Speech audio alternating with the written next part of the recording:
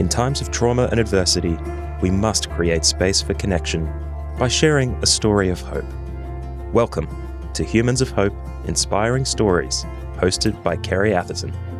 This podcast shares inspiring stories of individuals who have faced significant challenges and emerged stronger, offering hope and resilience to listeners all over the world. Join Kerry, the founder of Stories of Hope Worldwide, every week to hear these remarkable journeys and find the strength to overcome your adversity. Now, let's listen in to this week's conversation.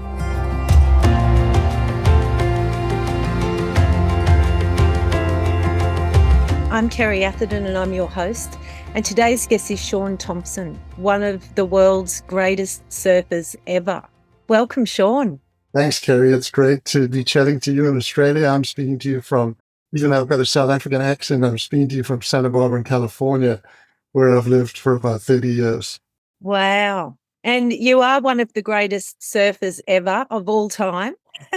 And all our surfing friends out there will recognize you. But you're not only known as that, you're also now known as the man who wrote the code. And the work that you're doing, bringing purpose and meaning and hope to people all around the world, especially after the tragic loss of your own 15-year-old son in 2006.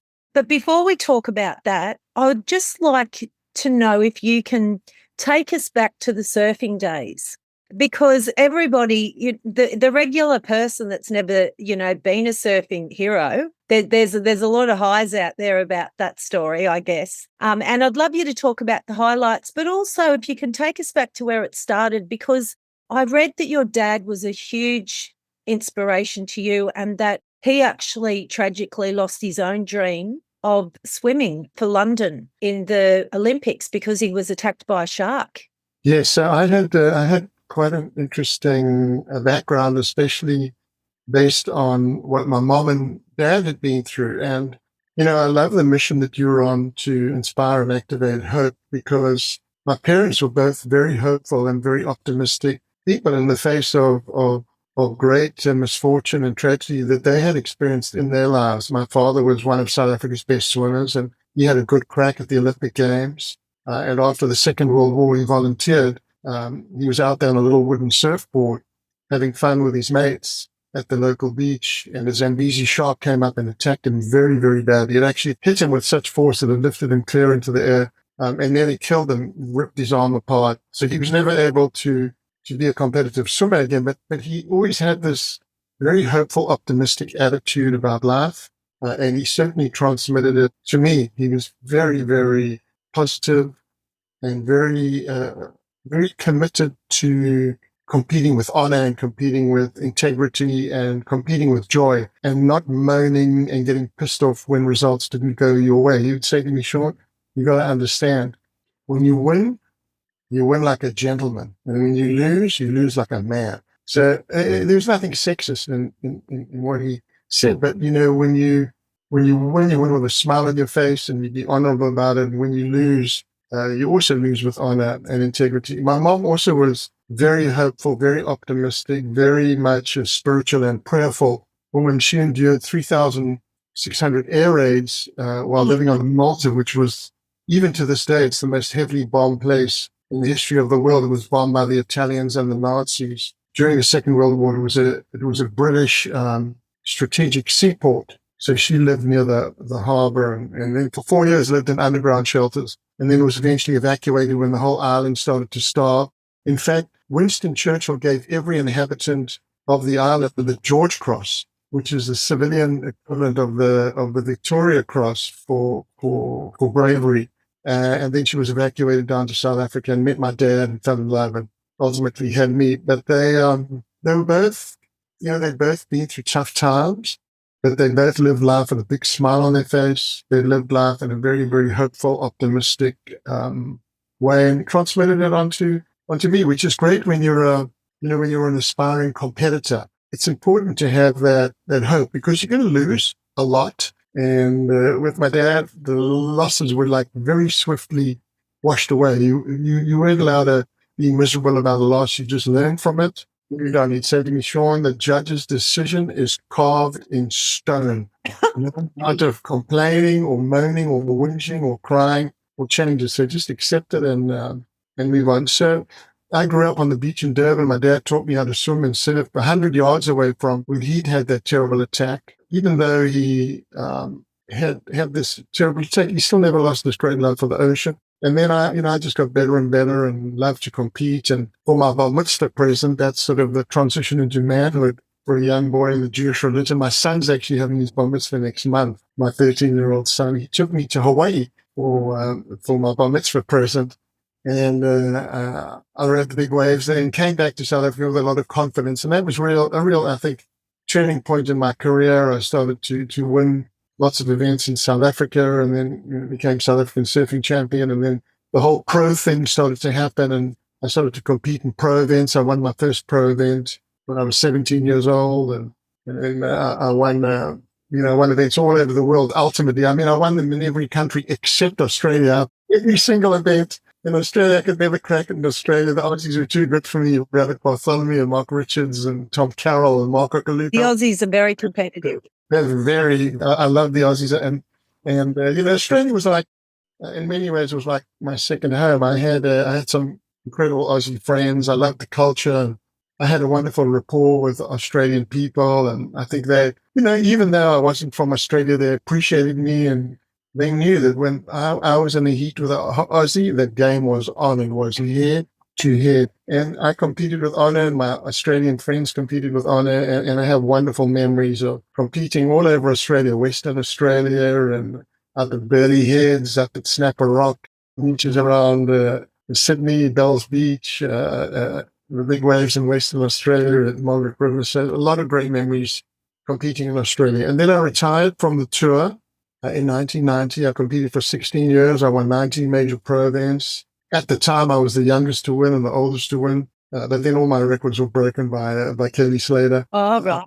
I won the world title, which was really, really cool. Where was that at?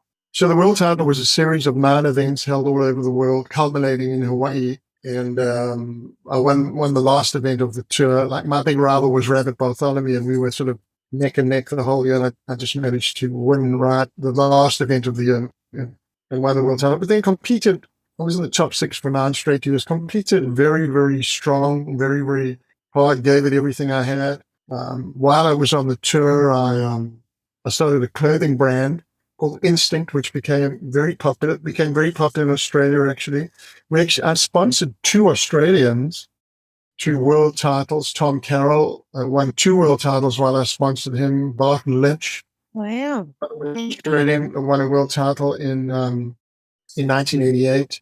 So it was wonderful to both be a competitor, to be an entrepreneur, and also to be a mentor from an early age.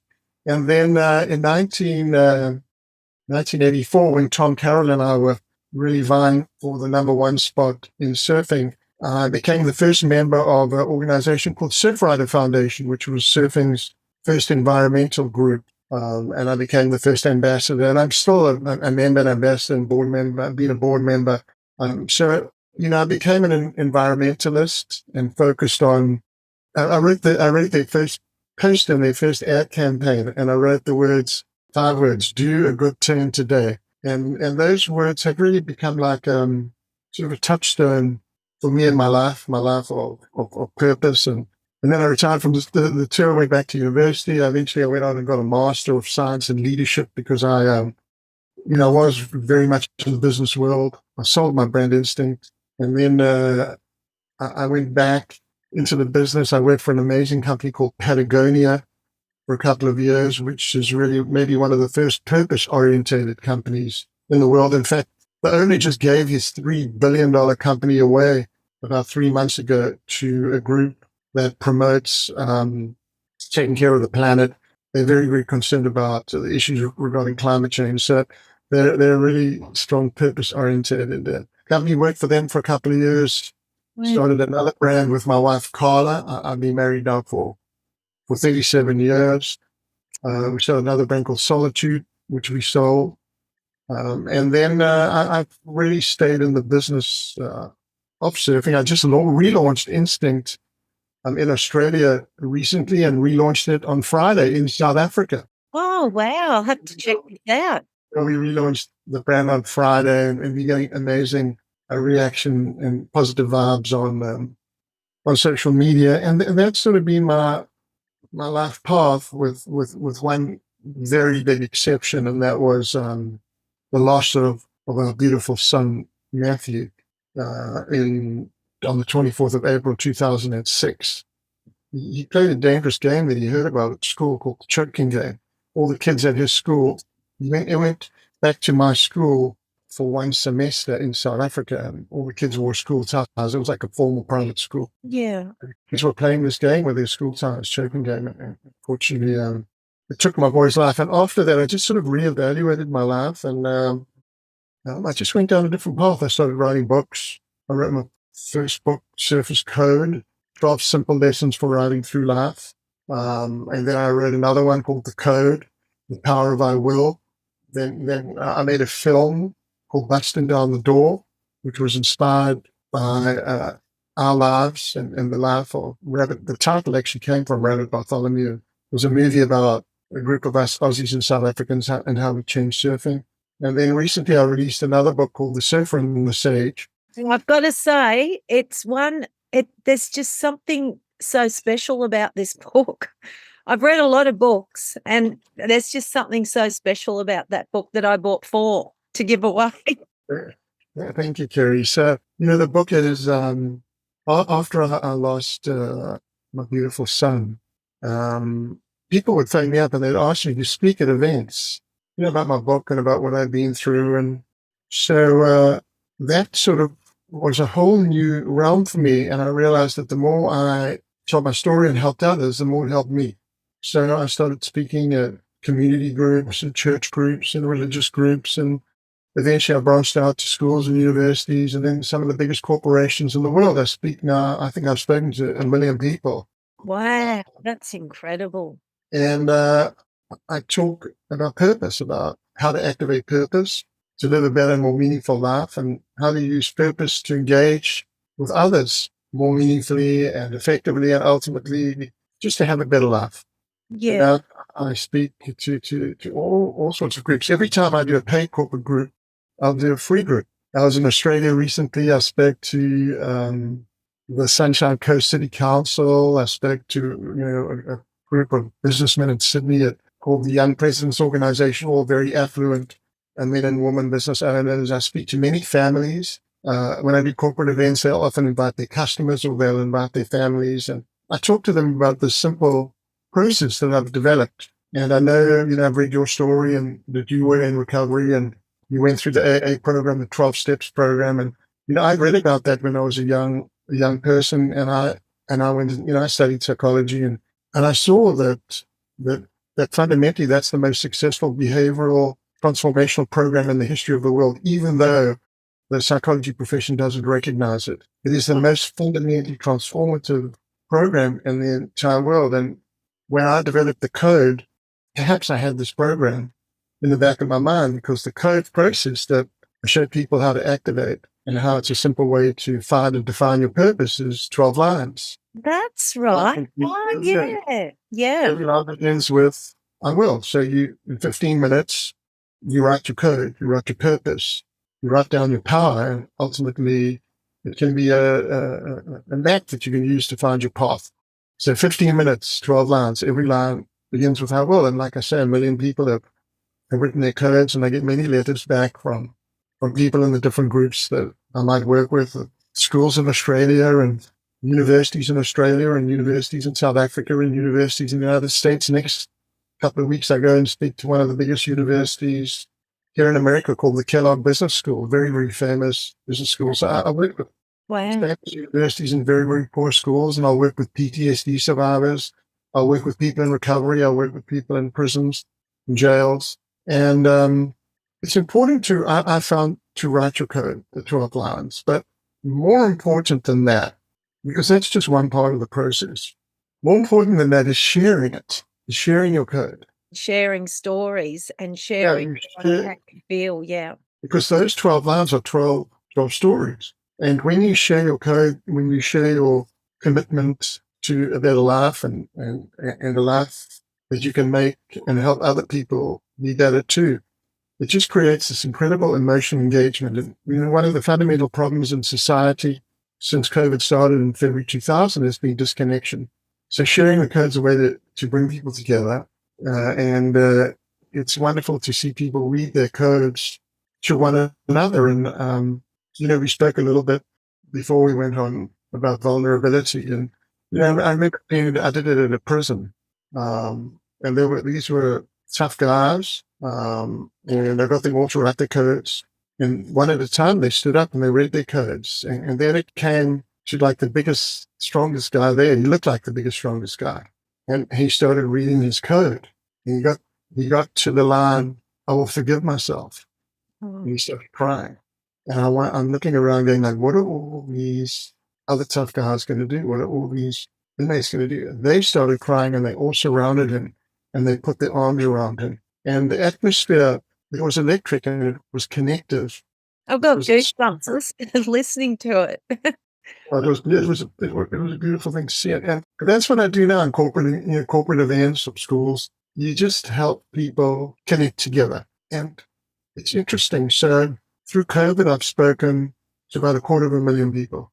Wow. Super large corporations, a lot of virtual stuff. And I start my presentation. I ask people, send me a word, text it to me. Text me a word of how you're feeling right now. And I use this super cool technology, and people text me a word and it comes up on my presentation and it forms a word cloud. So all the words sort of agglomerate together, and the more frequent words are bigger. So at a glance, just say you're speaking to 1,000 people, at a glance, you can look at the screen and you'll see which are the most popular words. And what are the most popular words? The 4 most popular words have been stress, Yeah. anxiety, Yeah. depression, Yeah. and disconnection. I call it a sad mindset. Yeah. So those are the words. Yeah. But I'm a believer, and I know that words have incredible power. Words have powerful positivity, and words have powerful negativity too. So now that's generally where my presentation started, with stress, anxiety, depression, disconnection. That's how people have been feeling through COVID and in the turbulence that's occurring in the world with bank failures and Ukraine. And uncertainty. so yeah, it's stress, anxiety, depression, disconnection. So now my method that I use is I tell 3 or 4 stories. I tell a story about resilience. I tell a story about connectivity. I tell a story about commitment. And then I tell a story about innovation, about creativity. And then everyone writes their code and they share their code. And then after, it's usually like a 90-minute program. So you'll find this really interesting. And after the presentation's finished and everyone share their code, and every line that they write. So I've read millions of lines of code. People only write 2 lines essentially.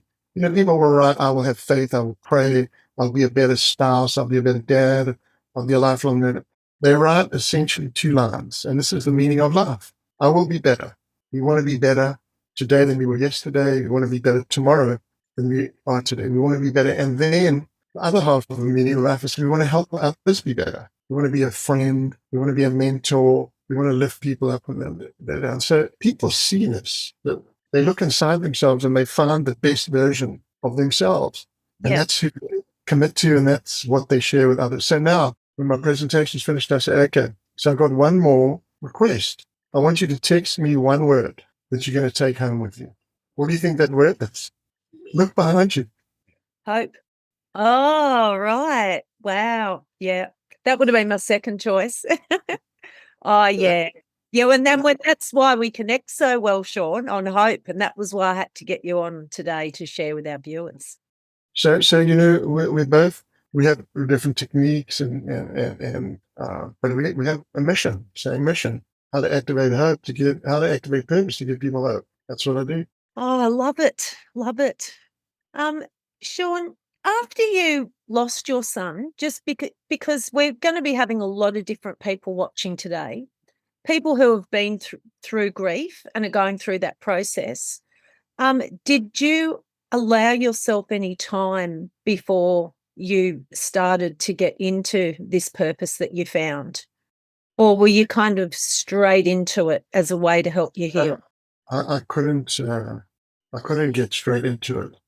And I think, the timetable of grief Yeah. is different for everyone. My timetable and my wife's timetable were different, even though we were still in love and we've been together for 37 years. Our timetables were different. But I think what's important to realize is that you make your own timetable. There's no one can tell you what the timetable is. I saw this wonderful psychiatrist, and he said to me, Shaun, he said, you're not going to understand now. He said, but you have to understand that time is your friend. And at the time, I mean, time is my friend. What does that even mean? And time is your friend, because the longer the time elapses from that dreadful moment of loss is, you learn to deal with the loss and the suffering and the pain. You learn to sort of formalize your thoughts, and you find a renewed purpose. So for anyone that's listening today, this is what has helped me. Okay. So firstly, the hardest step of all is the acceptance that you'll never put your arms around that person again that you've lost. But their spirit will always be alive, and their spirit will always be there. But the physicality is not there. And then you have to accept the what is and not the what if. Yeah, I talk about that a lot. Yeah. You cannot go down, well, what if I've done that? What if you'd done that? What if? Because then you'll just go down that rabbit hole of despair. Mm. So you have to be absolutely committed to the what is and not the what if. Then you have to forgive unconditionally. Forgive yourself and forgive anyone else who might have been associated with the loss. You just have to forgive absolutely unconditionally. And it's not if, ands, or buts. It's just an absolute unconditional forgiveness. That's really, really important. Then seek and accept help. You might think you're a tough guy or you're a tough girl. Just get help. Get help from friends. Get help from family. Get professional help. Yeah. Psychologist, psychiatrist, minister, priest. Get help, because you ain't going to succeed on your own. Just get help. And then reconnect with your faith. I think that's important. Whatever that faith might be. You might be Jewish, you might be Christian, you might be Catholic, you might be Muslim, you might be Sikh. Whatever it is, just reconnect with your faith. And even just walking into a sacred place has that sort of calming effect, and that feeling that there's more to life than just today. That there is this connectivity. And then for me, it was important to connect again with nature. And for some people, it might be just taking a walk on the beach, or it might be going hiking up in the hills. But you do get that feeling of humility and wonder and awe and Gratitude. the gratitude. You're part of that mosaic. And then, so I had no desire to go surfing after my loss. Right. Surfing was a huge part of my life. I used to say I was the most stoked surfer in the world. I would say that when I was on the pro tour, no one in the world for 16 years was in the water more than me, because I just loved it more. I was just in the water for hours and hours. And not because I thought I'm practicing. I just loved being in the water. So my stoke had gone out. So a friend of mine, he said, hey, Shaun, I want to take you surfing. And eventually I relented, and he took me surfing, and he said, Shaun, I'm taking you to a place you've never surfed before. Now, about 2 hours before I lost my son, I spoke to him over the phone. I was in the States, he was in South Africa, and he read me this essay, beautiful essay. He had the words in the essay, the light shines ahead. Wow, that's amazing essay. Matthew, I said, that's an amazing essay. I said, who wrote it? He said, I wrote it, Dad. I wrote it for my essay in English. Wow, that's so cool. And then when I lost my boy, I reread the essay, and I read those words, the light shines ahead. So they sort of became Wow. Because, I mean, the friend takes me surfing. Mm. And we walk down these steps and we walk out to the ocean, and we're on the East Coast. So the sun's rising up through the water. It's just boiling up through the Indian Ocean. And I paddle out towards the sun, towards the light. And I'm flying. As I'm paddling through the waves are washing my tears away. It's beautiful. It was like God was washing my tears away. And I could feel that Matthew was right there with me. In Hebrew, our son's name, means gift from God. It's beautiful, beautiful night.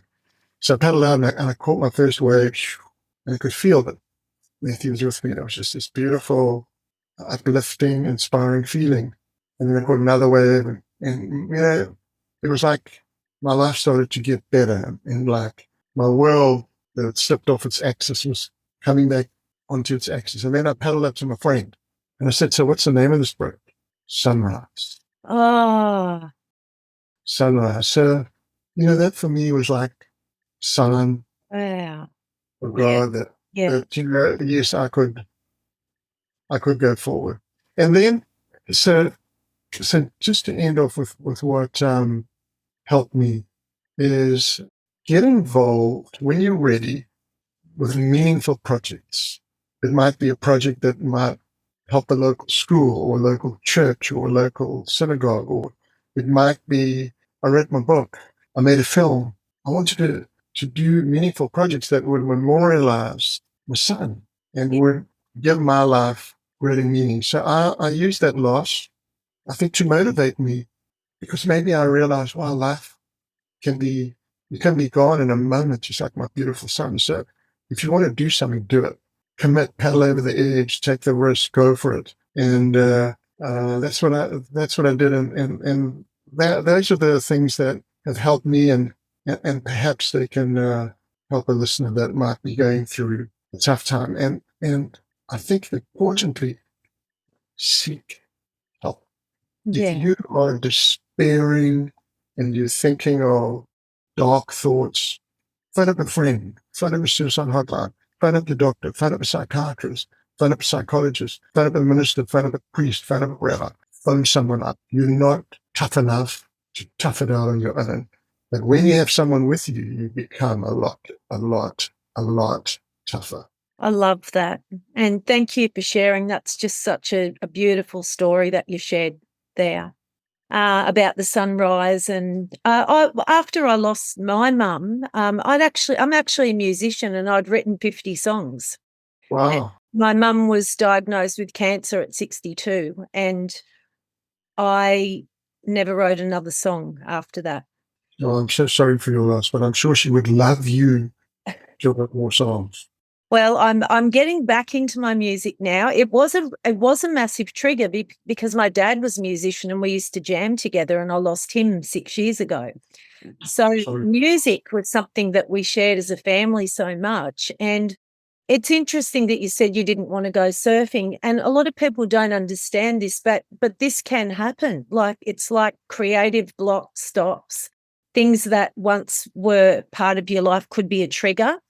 And it's just worth mentioning that, so people understand that it looks different for everyone, but there definitely is hope on the other side, isn't there? As you are a powerful testament to that. And something I was reading that really helped you in your greatest time of need was some words that your mum shared with you about prayer. She was a woman who had endured so much, woman of resilience. So can you share those words? Yeah. So my mom was very full of faith.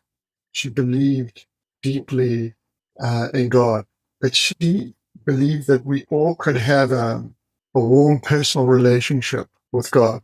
She would say, you can pray anywhere, any time.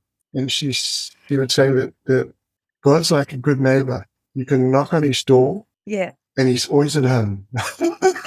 I love that. I love that. But I felt that the way my mom, she's like, God's like a good neighbor. You can knock on his door, but he's always at home. Yeah. You can put anywhere, anytime. Yeah, she really lost my mom about a year and a half ago, and it was very, Sorry to hear. she's very inspiring. I was lucky I had inspiring parents. Yeah. And, now I'm a parent, and I think, when I think of what they were like with me and my brother and sisters, is they always gave us time. And I think that's the best thing that we can give our children. We're going to give them more time. Yeah. Shaun, there was one message that you received from a young girl, which when I heard you speak at the Surfboard Charity lunch, it was a pivotal moment for you that really turned your perspective and made you realise the power of this code. It was a message from a girl that you received. Can you share that with us?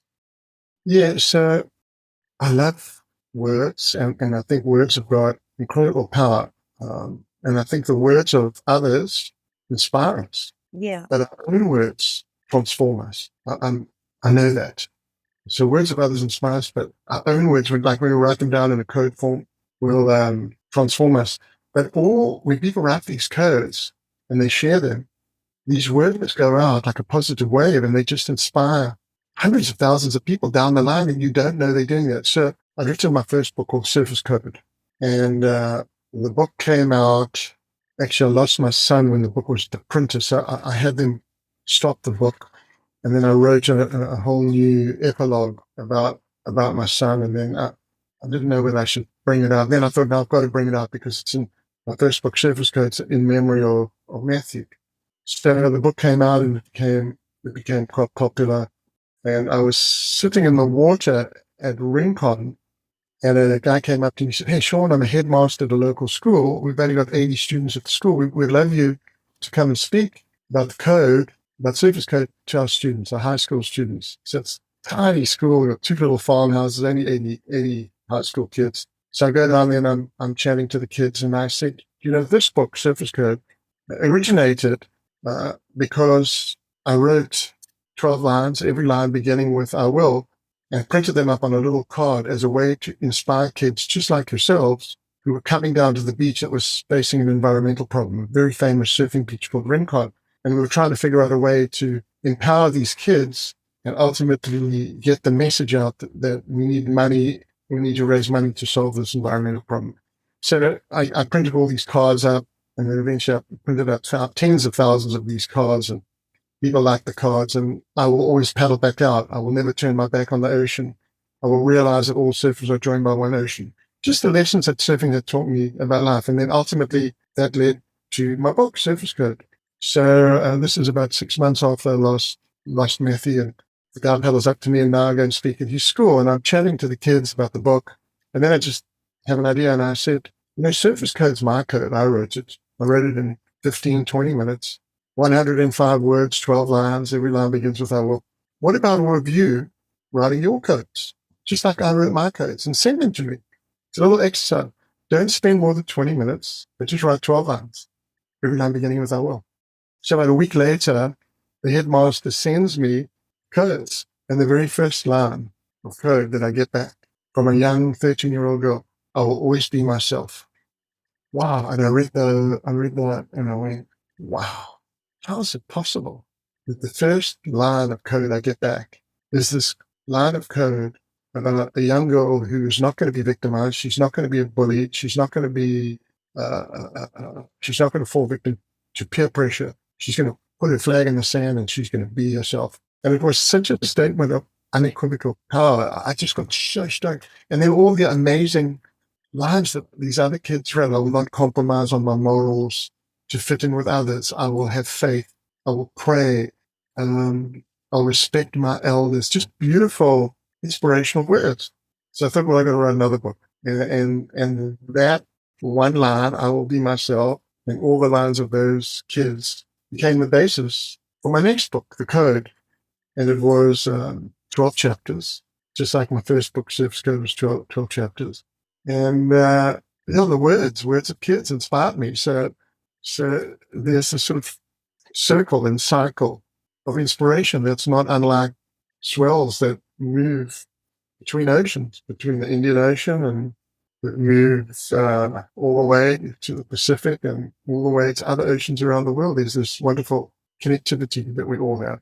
You've started a massive wave of hope that's just gone so far and wide and much further than you will ever know. Well, I really, I'm very honored and gratified and happy that this new wave that I'm riding, Yeah. stimulating me, it's giving my life meaning and purpose. And then along the way, it's doing the same for others, and they can ride their own way. And maybe I've just given a little bit of a inspiration there and hope. Oh, that's so great. And as we are closing up now, I always ask these two questions, although I do really want to ask you quickly, what is the highlight of your surfing? Because you actually lived right next to, for a while, didn't you, where they filmed Survivor and place and shows like that? Well, I lived in Might be the highlight for you, but when we think about that, we're like, wow, living on an island like that. Yeah, we spent about 3 months in Hawaii. Loved it, loved it. But I would say for me, the competitive highlight was my father came to Hawaii in 1975 when I was just really starting on my competitive career. I was young still. I was like 19 or 20.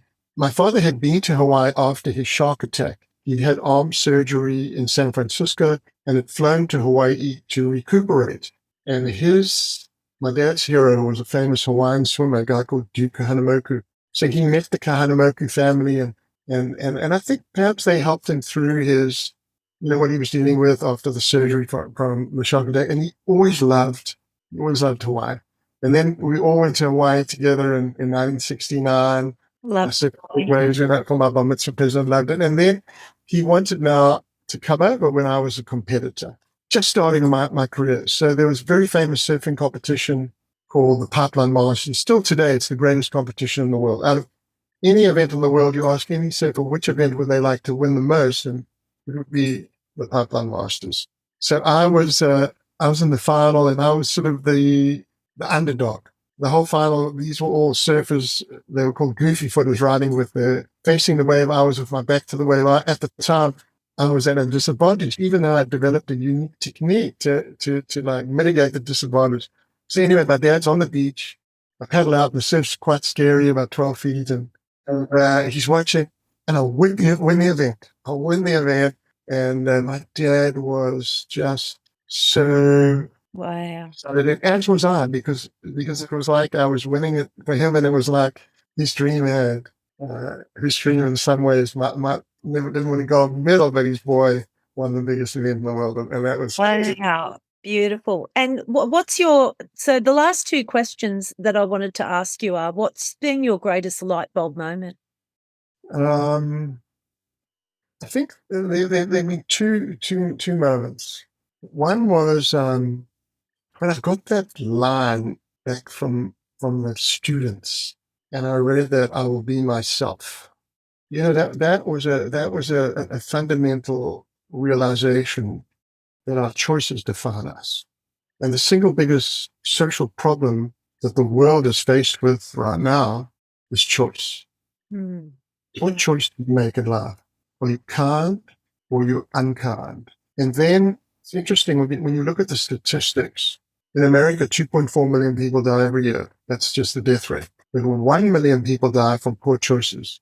So this is traffic accidents, homicide, illicit drugs, suicide, stroke, cancer related to poor diet, obesity. So ultimately, and this is from a CDC study, Center of Disease Control Studies, and an analysis by a professor of operations research at Duke University, which is a very famous university here. So these are very, very telling statistics that if we can empower people with purpose, if we can empower people to commit to a positive path, we can perhaps have a fundamental impact on the social malaise of poor choice. So that was the one light bulb moment, and that has sort of led me down this path of empowerment and getting people to write their code and people to making that statement, I will what? Find your purpose, find your power, find your path.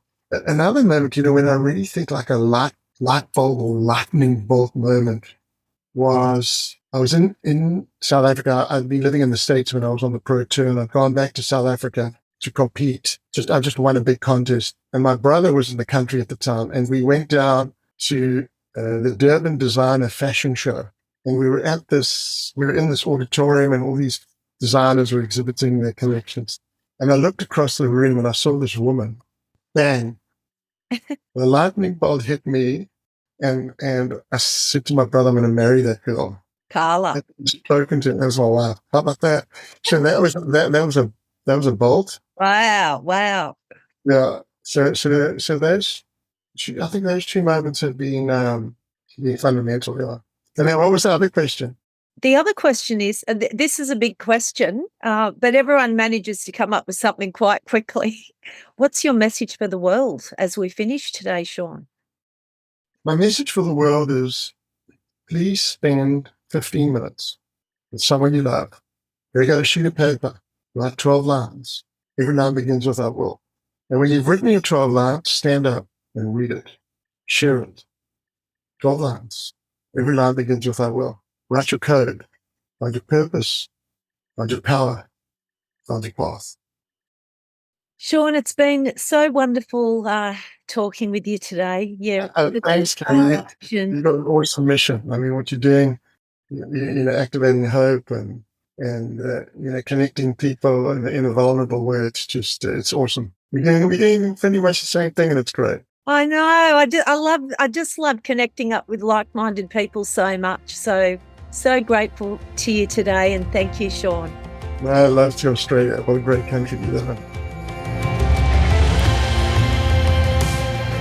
Thank you for listening to Humans of Hope Inspiring Stories with Kerry Atherton. If this conversation helped you, please consider sharing the podcast with a friend or leave a rating and review on your podcast player. Thank you to Matthew Bliss for podcast production and consultation, and to Kintsugi Heroes for making this podcast possible.